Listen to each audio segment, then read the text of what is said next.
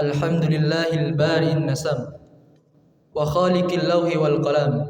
Ahmaduhu ta'ala 'allamal insana ma lam ya'lam. Wa nashkuruhu 'ala ma asda wa an'am. Wa nashkuruhu 'ala ni'matil imani wal islam. Nusalli wa nusallimu 'ala habibillah Muhammadin khairil khalqillah. Ballaghar risalah wa addan amanah wa nashal ummah wa jahada fillah alladhi kharajan nas minad dhulumatil kufri ila nuril iman. Amma ba'du. Faya ibadallah, usi nafsi wa iyyakum bitaqwallah haqqa tuqatih wa la tamutunna illa wa antum muslimun. Faqala Allah ta'ala mudhakkiran bidzalik, ya ayyuhalladzina amanu taqullaha haqqa tuqatih wa la tamutunna illa wa antum muslimun. Hadirin jamaah Jumat rahimakumullah. Mengawali ibadah Jumat di siang hari ini, marilah kita bersama-sama bersyukur kepada Allah Subhanahu wa taala, dan juga kita patut berbahagia karena kita yang hadir untuk melaksanakan ibadah Jumat di siang ini, insyaallah kita tergolong menjadi bagian dari orang-orang yang beriman. Karena panggilan Jumat di dalam Al-Quran diawali dengan panggilan iman. Quran surat Al-Jumu'ah ayat 9. A'udzubillahi minasyaitonirrajim. Ya ayyuhalladzina amanu idza nudiya lis-salati min yaumil jum'ati fas'au ila dzikrillah.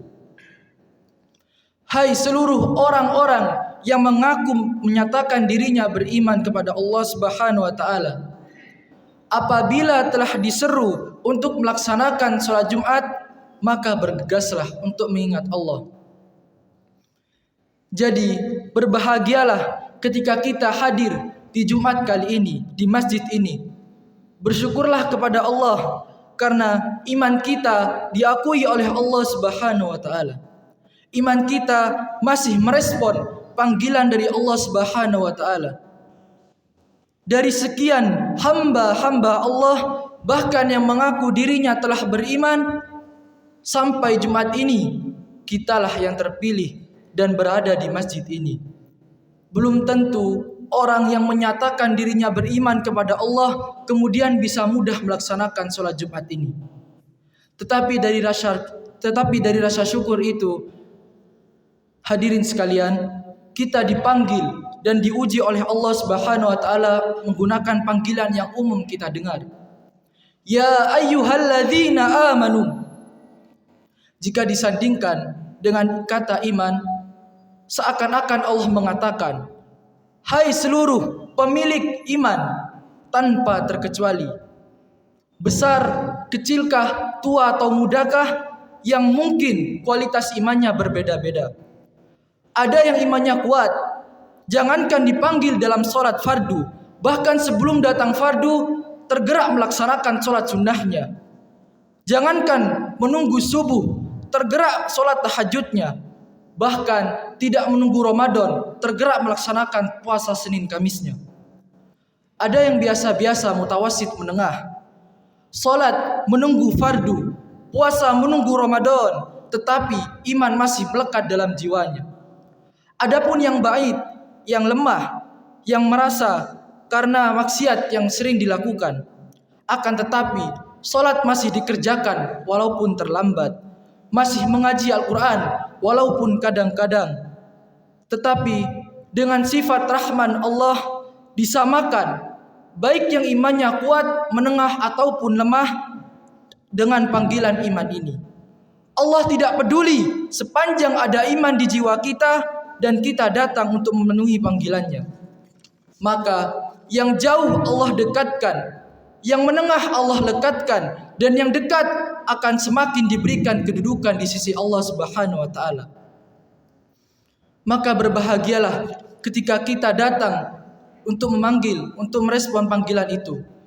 Itulah cara Allah Subhanahu wa taala untuk meningkatkan iman dan kedudukan kita dengan Allah Subhanahu wa taala. Jadi sebenarnya para jamaah, ketika kita dipanggil oleh Allah untuk ibadah, maka disitulah keimanan kita akan diuji. Dalam Quran surat Al-Anfal ayat 2, innamal mu'minuna alladzina idza dzukirallahu wajilat qulubuhum. Sesungguhnya orang-orang yang beriman kepada Allah, ketika disebut nama Allah maka bergetar hatinya, sebagai suatu tanda iman telah melekat di dalam jiwanya. Karena itulah para hadirin, 5 kali kita dipanggil oleh Allah Subhanahu wa taala dalam sehari. Apakah iman kita masih bertahan dalam diri kita? Bukankah ketika kita mendengar azan ada getaran di dalam hati? Tinggal dibuktikan dengan melaksanakan sholat. Salah satunya ini adalah dengan melaksanakan sholat Jumat ini. Ma'asyiral muslimin rahimakumullah. Imam Mustafa Shadiq Ar-Rafi'i pernah berkata dalam kitab beliau yang bernama Wahyul Qalam, seandainya aku diminta untuk merangkum intisari dari seluruh nilai-nilai dan ajaran Islam dengan 2 kata, maka aku katakan keteguhan akhlak. Pun demikian, jikalau berkumpul dan bersatu para ilmuwan Barat dan Eropa, kemudian mereka duduk bersama dalam satu majelis dan membahas peradaban dunia, lalu kemudian ditanya, apa yang paling sulit diraih masyarakat di zaman ini? Maka niscaya mereka akan menjawab keteguhan akhlak. Begitupun seandainya jikalau seumpama seluruh filosof yang paling besar di dunia, yang paling terkenal di dunia berkumpul dan duduk dalam satu majelis yang sama, kemudian ditanya, apa solusi jitu dalam menyelesaikan persoalan-persoalan dan problematika kehidupan di zaman ini? Maka mereka pun boleh jadi akan mengatakan keteguhan akhlak. Para hadirin, begitu pentingnya keteguhan akhlak ini di dalam hidup kita. Sejak awal diutusnya Rasulullah Muhammad SAW, sejak awal pertama kali dideklarasikan Nabi Muhammad atas kenabian beliau, Rasulullah Muhammad bersabda, innama bu'ithu liutammima makarimal akhlak. Jika kita perhatikan sabda ini luar biasa. Jika kita perhatikan sabda Nabi tersebut, dari sabdanya saja kita dapat menyadari bahwa Rasulullah Muhammad SAW memang benar-benar ingin menyempurnakan akhlak. Nabi tidak menyalahkan akhlak sebelumnya. Nabi juga tidak menjudge akhlak sebelumnya. Nabi tidak mengatakan sesungguhnya aku diutus untuk mengoreksi akhlak. Tidak. Nabi juga tidak mengatakan sesungguhnya aku diutus untuk mengevaluasi akhlak kaum jahiliyah. Tidak juga demikian. Akan tetapi justru Rasulullah SAW bersabda, sesungguhnya aku diutus untuk menyempurnakan akhlak. Masya Allah, luar biasa akhlak Nabi Muhammad. Karena itulah Allah memuji Rasulullah Muhammad SAW di dalam Al-Quran surat Al-Qalam ayat 4. Wa innaka la'ala khuluqin adim. Dan sungguh engkau Muhammad benar-benar berbudi pekerti yang agung, berbudi pekerti yang luhur. Hal itu juga berkesinambungan, berhubungan dengan Quran surat Al-Anbiya. A'udzubillahi minasyaitonir rajim. Wa ma arsalnaka illa rahmatan lil alamin. Dan tidaklah aku utus engkau Muhammad kecuali untuk menjadi rahmat bagi semesta alam. Yang menjadi pertanyaan besar bagi kita semua adalah bagaimana mungkin Rasulullah menjadi rahmat untuk semesta alam jikalau akhlaknya buruk? Bagaimana mungkin Islam menjadi agama yang mulia jika yang membawa memiliki akhlak yang tercela? Dan bagaimana mungkin agama Islam menjadi panutan terbesar umat terdahulu jika yang diutus memiliki akhlak yang tidak manusiawi? Maka dengan akhlak yang mulia inilah Rasul sebagai kunci sukses dalam melaksanakan dakwah. Maka dengan akhlak beliau, Islam ketika itu hampir menguasai separuh dunia. Dengan akhlak beliau, Arab jahiliyah yang terkenal dengan tradisi yang tidak masuk akal menjadi tinggi peradabannya.